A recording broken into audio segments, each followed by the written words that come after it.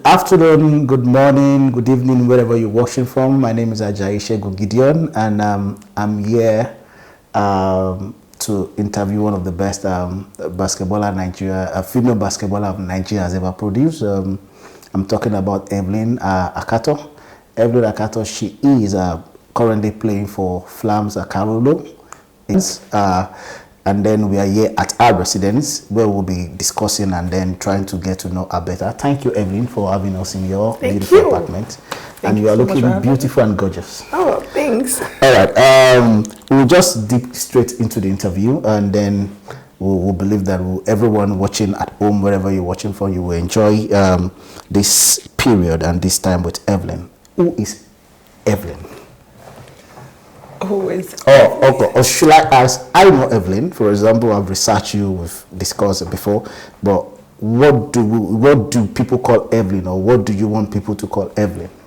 Well, for me, it's more like a girl trying to make ends meet, trying to make the family proud. You know, just a girl from Edo State. You know, like if you check online, it says I'm Lagos, Nigeria. You know, yeah. But I'm originally from Edo State, though I can't speak my language. But yeah, I'm from Edo State, and just trying to make ends meet. You know, working hard to make money and just live happy. You know. Okay. Would you like to walk us through your journey, like your childhood to teenager and adulthood, so that our viewers can. Are you talking about basketball or? No, your childhood in general, your childhood, your teenager, and then where you spend your childhood, your teenager, and then your adulthood. Well, I was born in Benin, okay. Edo State, Nigeria, you know, and I'm from a family of 6. I'm the last child of my family, you know, the baby of the house, and I have just one brother and 4 sisters, I mean. So yeah, I lost my mom. You know, I can't really remember like my baby childhood. Yeah, you know, I can't really remember because I know I can only remember a little how I really don't like using the word spoiled. You know, as they say, as the last child, you always get spoiled.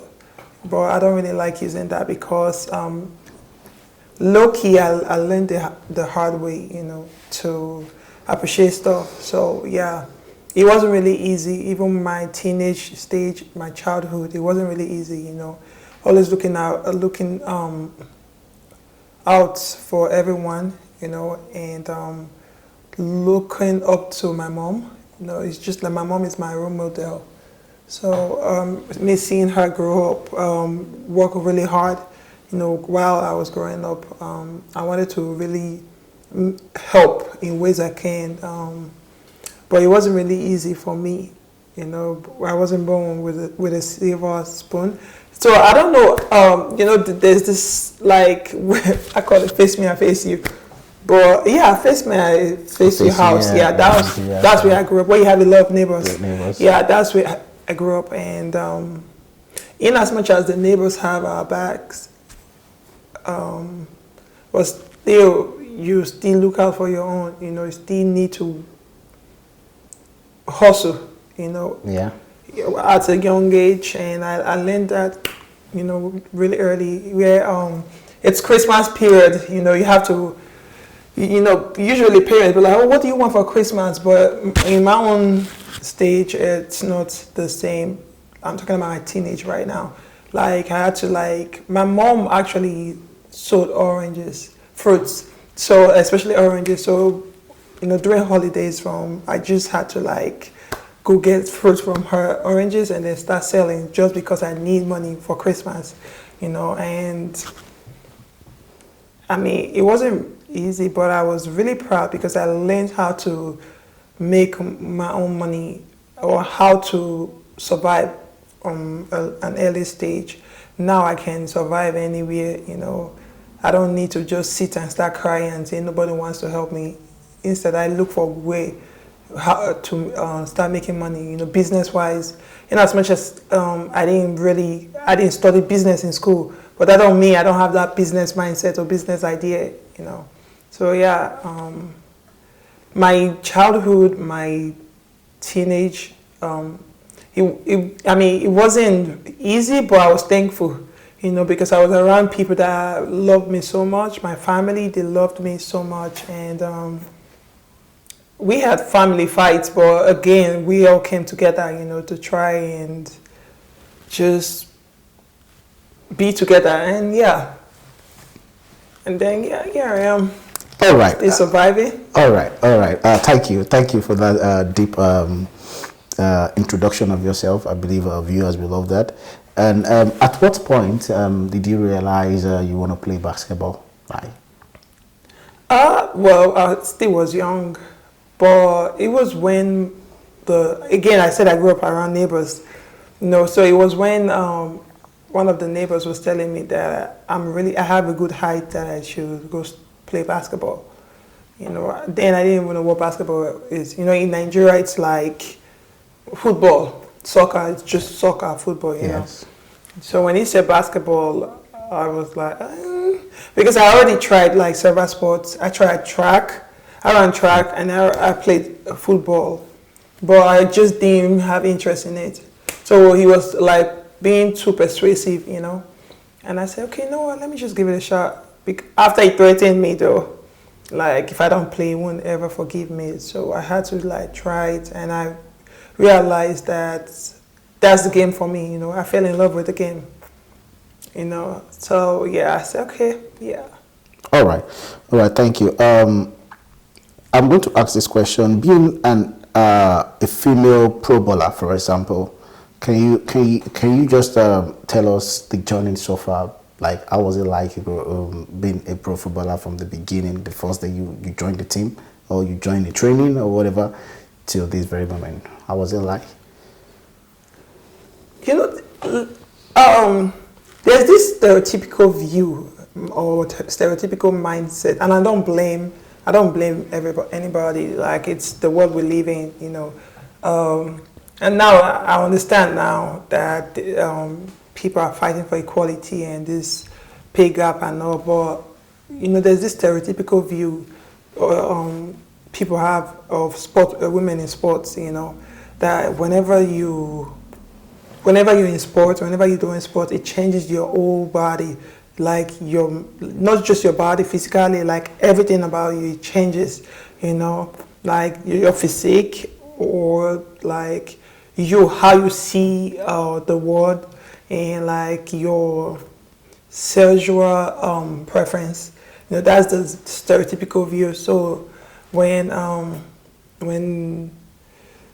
you tell people that you are playing basketball, you play football, or you're into sports, what people always automatically like say is, oh, no, she's a lesbian, or and that's something that was really hard, like for me. Obviously I have that physique, that It's body, athletic physique. yeah, that It's athletic physique, so yeah. it's something. So I have that like physique, and that's what people think. Most people, yeah, like they look at me, but like, are you a model, or are you like, do you dance? Nah, I suck when it comes to dancing. Yeah, but it's just that, and it's something that like I had to struggle with when I started playing. But I think when I went to school in the States, and I like, and then I figured, I realized that, okay, what, it is what it is. People have their own view of how they like how they want to think, or what they want to think about you.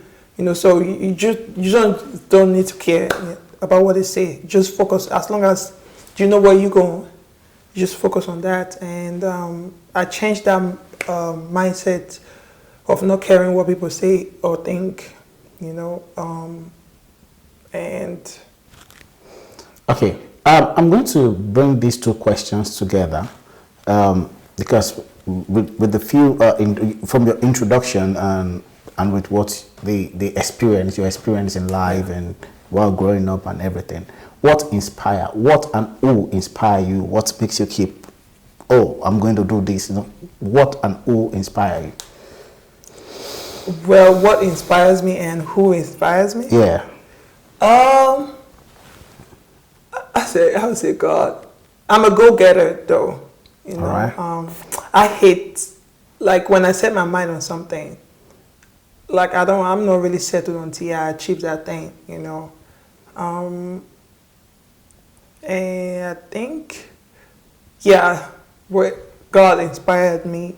And when I started playing basketball and seeing that my mom was really like, I won't say she was struggling, but she was really busting her behind to make sure like we are fine, you know. And I said, I won't give up. I will make sure my family, I get my family out of this certain situation. And I see like basketball as an opportunity for me to want to achieve those goals. Even though, you know, in Nigeria it's hard. It is difficult and everybody wants to leave the country, you know. And I don't blame them. It's the situation we find ourselves. But when I saw that opportunity for me to go school in the state, I grabbed it, and then I'm like, you know what, I need to really support my family. So yeah, God and my family really inspired me. I'm going to ask, who, in terms of sport, do you have any sport hero? Maybe in basketball? Mentors. Yeah, like hero, somebody you look up to, your mentors. Well, I had a mentor. Yeah, I do have a role models, but I have a mentor in basketball. You know, she's no longer playing right now. That was her first, that was the first camp I ever attended, Hope for Girls camp, and where? Which city? Mobolaji Akiode. Okay. Yes, and when I went there, they say when you have a mentor and then you start acting like her, that was me. Like I actually met her and she liked me and I liked her. I liked what she stands for, and I don't want to say I want to be like her. Can you share her name? Mobolaji. Okay, that's the name, right? Yes, Mobolaji Akiode. Akiode. Okay. Yeah, that's her name. And yeah, she's my mentor. And then my role model is Kevin Durant. Why did I pick a guy? Yeah, Kevin Durant and Candace Parker. Yeah, right. Those two, I want to really play the way they play. I love the way they play. Okay, how do you balance basketball and other interests? How do you balance it? How? You gotta do what you gotta do, you know. Yeah, it's just like asking. I don't want to say just like asking Dangote, how do you balance work, business, and social life? Yes. You just have to find a way and make sacrifices, you know, and create. According to my coach, being organized and just make sure, okay, you know what, from this to this is basketball, from this to this is this, right? And I learned that, and it's been helpful. Thankful I don't play basketball the whole 24 hours, you know. I still have time to do what I gotta do. All right, I know you've played in Turkey. Yes. If I'm correct, you've played in Spain. Yeah, a little bit. Yeah, and then you are now in Paris, and of course you played in the US. Yeah. Can you tell us which city or which country do you fall in love most? Don't ask. Oh my God, I love Turkey. Really? Yeah, I played in Istanbul. I think. Now I was just telling my teammate today that I want to go back to Turkey. I want to go back to play in Turkey, precisely Istanbul. Okay. And I said I loved it. The only reason why I left was because I wasn't paid. I was getting paid late. They always have issues like that in Turkey. Gosh. You know, yeah. It's not like they don't have the money, but they just pay late. You know. I was in Turkey 3 weeks ago. Yeah. So it's open. Yeah, only professional. Oh, okay. I was able to travel and come back. Okay. Yeah. Coming back to athletes now. Being an athlete, you know, how does it make you feel? Or have there been any positive impact being a better person? What have you learned being a sport person? to your lifestyle outside the field? Well, yeah, I was able to like me meeting people, different people, and understanding like several cultures. And if you're in Nigeria, we have this whole aggressive mental. I don't know, maybe it's because of the situation in Nigeria, so like it really helped me though anyway, but it's aggressive mindset, or I don't know, so aggressive attitude, so like meeting people has really made me calm down and like understand especially when I went to the state. I'm like, I don't want to beat up nobody because I won't go to jail. So it actually helped me to control my anger. Yourself. So yeah, it really helped me in several ways, and also with the traveling, going to different countries. Yeah. All right. It's good to travel. It's one of the essential thing in life, actually, is to travel. Yeah. Coming back, still on your game and the team, what are your pre-games rituals? The things you do before games and. Well, I don't really have pre-game rituals. The only thing is I know in the morning I have to pray. It's a must. I have to pray in the morning. But no, I think now. Funny. I think now I'm beginning to have one. Okay. I don't know. It's not like I plan to. It just always happens. And then I told one of my teammates, I said, it seems like this is now a ritual for me. A routine, not like a routine for me, like I always have to use a bathroom. Okay. Immediately my coach immediately he finished talking, I always use the bathroom. And I'm like, why do I always use the bathroom? I'm not myself if I don't use the bathroom. It's like either to go use do number one or number two, but I have to use the bathroom. And after the game, what do you do? After every game, like? Come home and shower and eat. Oh, all right. Yeah. That's just. But before COVID, here in France, we do just shower in the locker room. Because we dress up, so we shower in the locker room and then say hello to the fans and eat there too. But now COVID, you just have to come home. All right. If you could play another game, what would it have been like? If not basketball, what other sport would you have? Good question. Considering the money, I'll play tennis. This is I will play tennis. Is it for the passion or for the love of tennis or for the money? Both. The money, you see that? No. That's the motivation. I'm like, team sport is good though, but like single individual sports, it's like I love like teamwork, But right now, if you lose a game, you don't know where the fault is coming from. Sometimes you might blame yourself, sometimes you might blame others. But with if you lose a game in tennis, okay, it's your fault. You need to do better, and then you need to work on this. Also, the money. All right. Money's good, right? Yeah, money is really good. I'm going to go to some questions now, talking about the team. And what do you see in a team? Before you are here playing, what did you see or what do you look at in a team before you join a team? One, their style of play, which is the system. Okay. How they play, and if it's a good fit for me. Like the past players, are they really together? Because do they have selfish players who just care about themselves and not the team?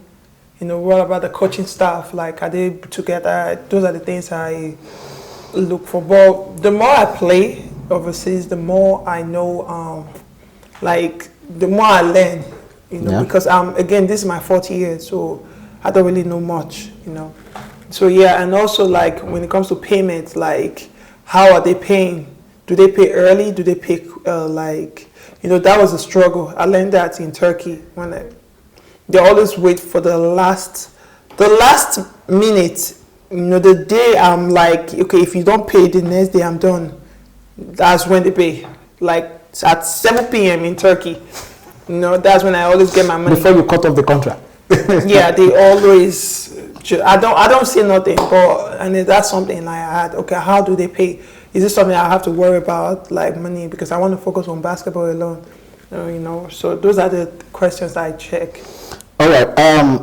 Whenever you're playing, do you have any emotions? Like, what emotions do you feel while you're playing? Do you remember somebody? Do you feel like whenever you're playing football? Before I play, I sometimes get nervous. Being nervous is good. But it all depends on how you make use of the nervousness.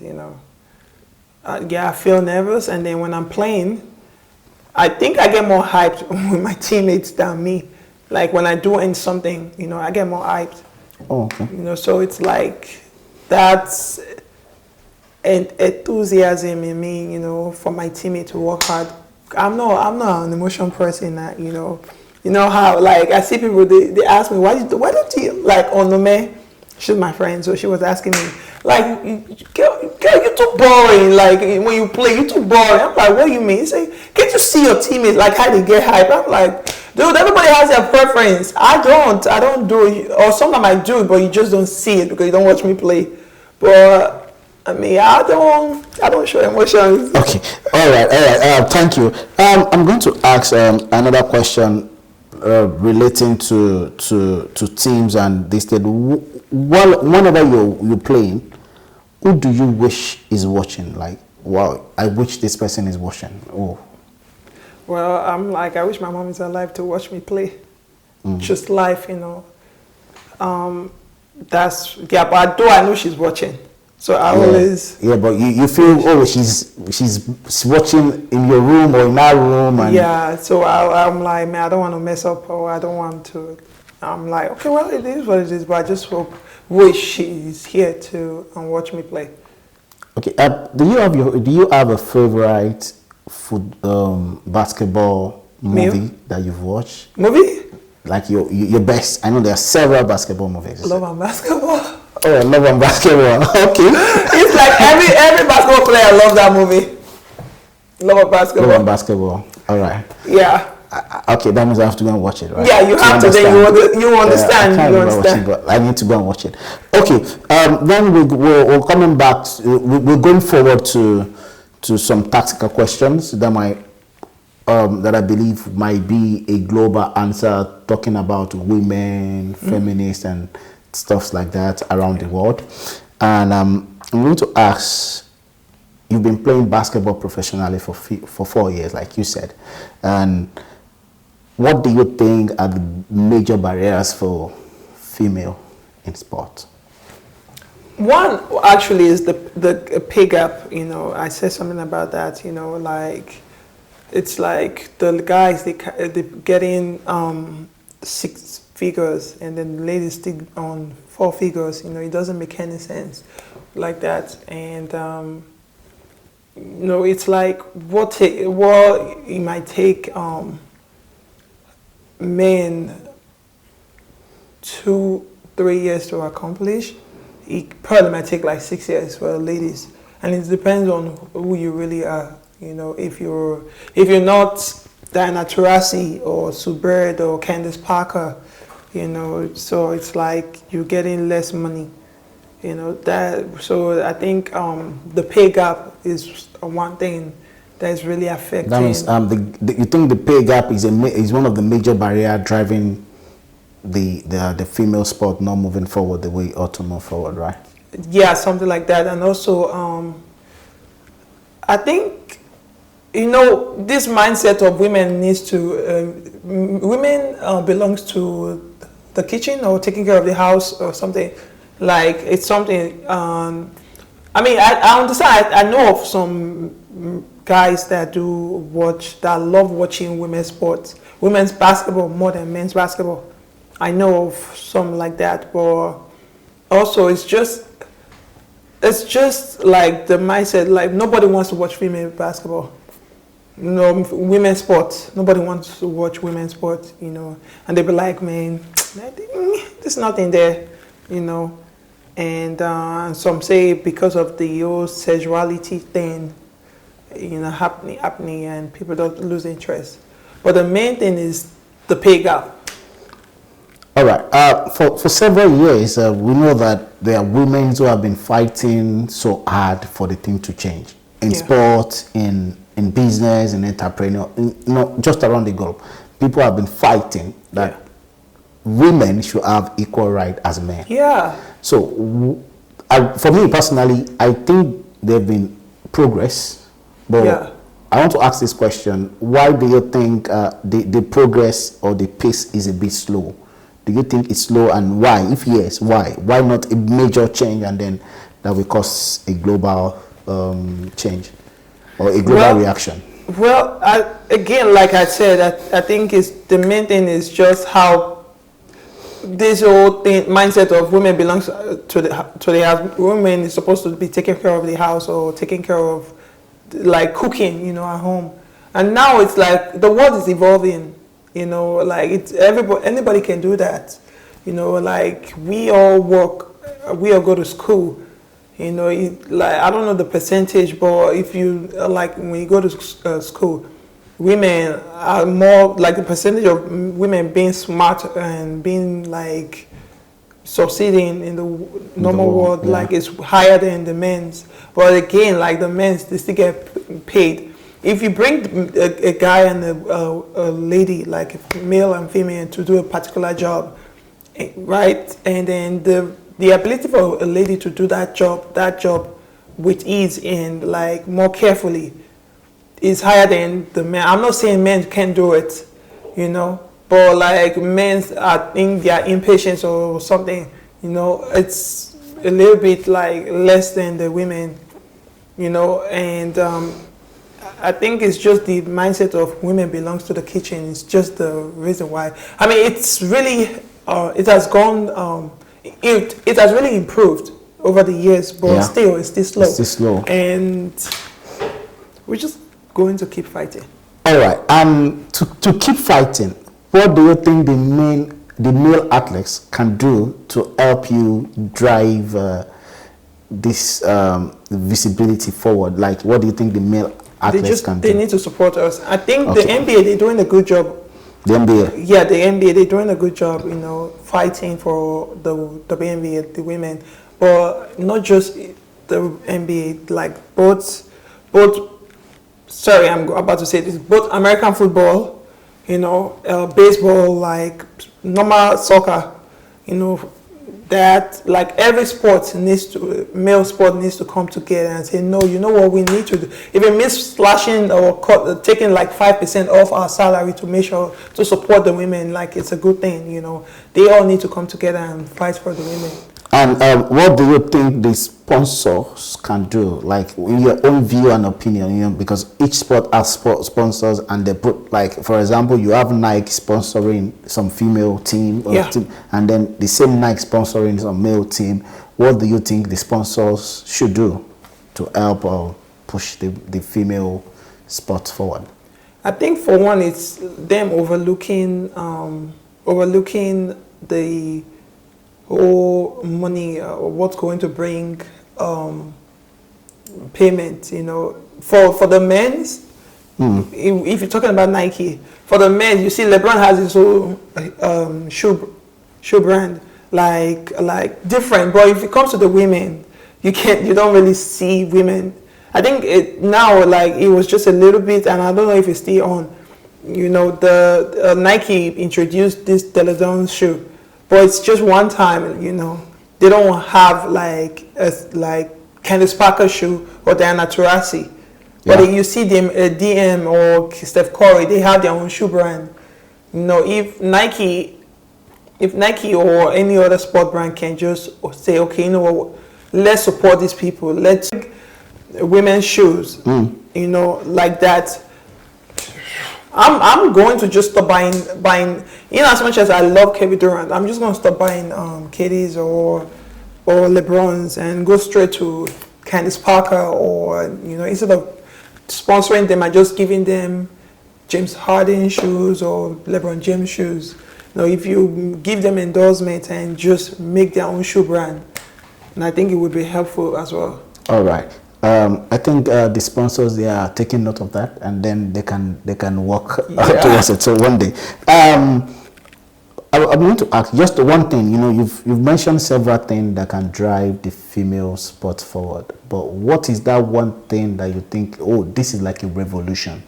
If it happens, female sport will move forward. It's going to drive. What is that one thing that you think will move it forward? That radical thing that you think, oh, this is, maybe you and your team, you've discussed about it before, that you think this thing will cause a major breakthrough for female athletes, maybe in basketball or in every sport or for females? I think marketing. If like the people, the business part, you know, the people behind sports, if they can be able to market the brand, you know, like the LA Sparks brand, and, you know, put it in people's faces, you know, and make sure, like, it's annoying, but if you can put it at so now everybody does things through social media. So if you can market their brand, do the old school way and the new school, and just put it on like people's face, I think it would really make a difference, a huge difference. In 2017, you joined the national team, the Nigerian national team, not the American national team. So you joined the Nigerian national team, and in 2018, you won the Nigerian Female Sport Person of the Year, and in 2019, back to back. 2017 was the Sport Person of the Year. Oh, 2017 was Sport of the Year. 2018? It was, and 2019 is Basketball Player of the Year. Basketball Player of the Year. Wow. Okay, back to back. All right. I'm going to ask you, when you won the award, like, what were you feeling? How was your expression, your emotion, and everything when your name was announced? Again, I said I don't know how to show emotions. Okay. Even though I would be so excited, but I'm like, because I'm too shy, I'm like, okay, thank you so much. So yeah, It was great. The feeling was really great, you know. But I mean, the people who voted me in is where my appreciation is going to, because even though with your game, you still can be voted out. Yes. You know, so the support I got really made me to win. So I would in fact, dedicate it to them, you know. But yeah, it was really a great feeling for me winning back to back. Okay, before I ask you to list some of your accolades and achievements, which will go in there, what has changed before we leave Nigeria? You know, now you won to Nigerian the sport person in 2017 and 18 and 19. You won the female basketball person. What has changed in the national team? You know, you joined in 2017. What has changed till date? What the improvement? No, nothing really. You know, well, 2017, I played under a different coach. 2018, 2019, it was the same coach, you know. So nothing really has changed aside my own personal game, trying to improve, you know, day in, day out. All right. Do you have any other achievement in your field, like the basketball? What other thing you've won for the team or from school? For your previous team, yeah. Yeah. Let's blow the trumpet. Yeah, so keep playing. I can't remember. I have a lot of awards, but I can't remember. Right. I have to go check my resume. Okay. Yeah. But a good, amazing one now is that I'm being inducted into the Florida State College as, I don't know, the FCSAA, you know. Okay. At my junior college, yeah. I'm being inducted into the Hall of Fame. Hall of Fame, oh wow. First badge, so that's the amazing one. Wow. Every athlete's dream, you know. So congratulations. I think it's a big one. It's a big one. So all right. My next question is what are your other achievements outside of basketball? What are your other achievement? What do you think you've achieved and you feel is an achievement? That I don't. In terms of setting the goals and achieving it, it's an achievement. Maybe because I know you. There was a time you did the giving the you have an association. So in my Nigeria. foundation. Your foundation. Yes. It's like opening a foundation in my mom's name. I already did that, but I haven't really gotten. I won't say it's something I've achieved because I haven't really achieved what I really want to. I want it to be known worldwide, and it's not yet there yet. So it's just like at the not even should I say the tilling stage. Okay. Not yet the foundation. Anyway. Excuse me. So yeah, I think I won't say it's something I've achieved yet, but I'm thankful for where it is right now. I'm thankful for where it is, but yeah, I think I won't say that, but personally, it's just thinking of the idea of owning like different businesses and trying to, in the process of achieving that, it's something I'm kind of proud of too as well. Okay. Thinking of retirement, like what do you think? How many years do you think? It's too early. Yes. How many years do you think? Okay. Right now, I think I'm gonna get married in this particular year, and then I will retire. It's just a 40 or 50 year, right? In My professional, 40 year, yeah. Your 40 years. So, of course, and again, you have to. For me, I believe that you should think of what I would do after basketball, life after basketball. I'm already. That's what I'm saying. I'm already at my early age right now. I'm already doing that, planning that. Life after basketball, because I'm not going to play basketball forever. Yeah. That's why I'm working my butt now that I'm still young to set up stuff that will bring me money when I'm done playing basketball. I'm trying to set it up now. I don't have to wait. Most people wait after they're done, but I don't want to. I want to do it while I'm still active playing, Yeah, but retiring, I don't know when. At first I said, I know actively I want to play for 13 years. 13 years. Actively. Okay. And it's already my fourth year. year. So I still have 9 more years actively to go by God's grace, So, but I don't know when I will retire. Okay, and then last year you won the Labelle Award. Yeah. As the sports person of the year also. And then you also have some colleagues from the national team. So and you just moved to Paris, not to France, not quite long. Yeah. And then you were nominated and then you won. How do you feel? I'm excited, but I'm excited winning the award, But I feel more. There are more to come, more awards to come, to achieve, more obstacles to break in, succeed in, win some accolades, more accolades. So again, I'm thankful for the award, and we move on to the next. All right. What advice do you think, like, if somebody asks you, a lady asks you, "Oh, auntie, this is what I want to do, or I want to go into football or basketball," I beg your pardon, basketball, how will you prepare them? So what's your advice for a young basketballer? Well, it's a good thing if they want to go into basketball. It's really good, but it's all about how willing are they to do they have to work. Like, how willing are they ready to work and to achieve those goals they want to achieve? Most people like young people trying to play basketball, they already thinking of being the next LeBron James, which is good, but also like, are you putting in the work? You said it's a step. For you to be able to dunk, you have to start dribbling first. Know how to dribble before you start learning how to count the steps. And first, learn how to dribble, learn how to make layups, and then start learning how to do the steps. So it's a step at a time. It's a good thing, but I will definitely encourage them, but it's all about their work ethic and how willing are they, do they want to work.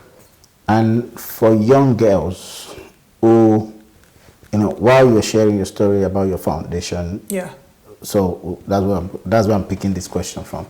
For young girls in that situation where you used to be, what would be your word of encouragement to them?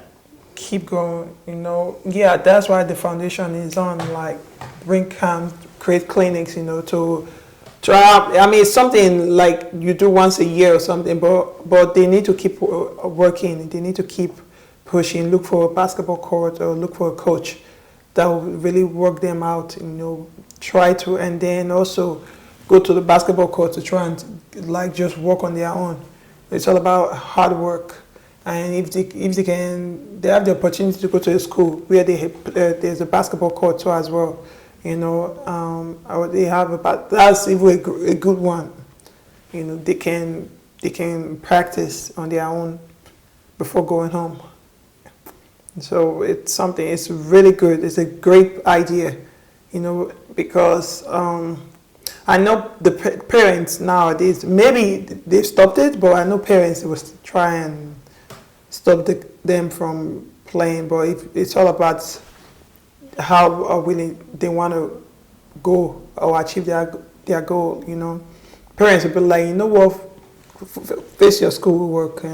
Now you can't. Parents can't advise you to just focus on school because of how it is, the strike and issue going on in Nigeria. People will be like, okay, what's your second? What do you have ending? So I will always support whoever wants to play. I will always support. Even if it's just words, it's great. All right. So for every woman out there, what would be your word for them? Like globally, you just want to say something. You're on a stage to talk to women on what is happening, feminism and stuff like that. What will be your word? Just in 10 seconds, or back before we end it. Well, be you. I would say that a lot is really going on. You're a female. God created you to be a woman. So no matter, I'm not gonna lie. I've always wanted to just say something, but I can't. I'm not allowed to.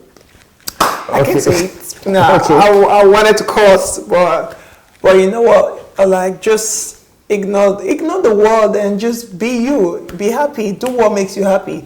If whatever situation you find yourself, look for something that motivates you. If it's not making you happy, leave it and go do what makes you happy and focus on what makes you happy. Being a woman, it's really hard, but we just got to keep moving and pushing. Thank you so much, Miss Evelyn Akhator, for allowing us and accepting our invitation and accepting us into your abode for this interview. We hope that your story inspires someone out there and be a better person. Thank you so much. I hope. And we wish you the very best in your future. Yeah, thank you.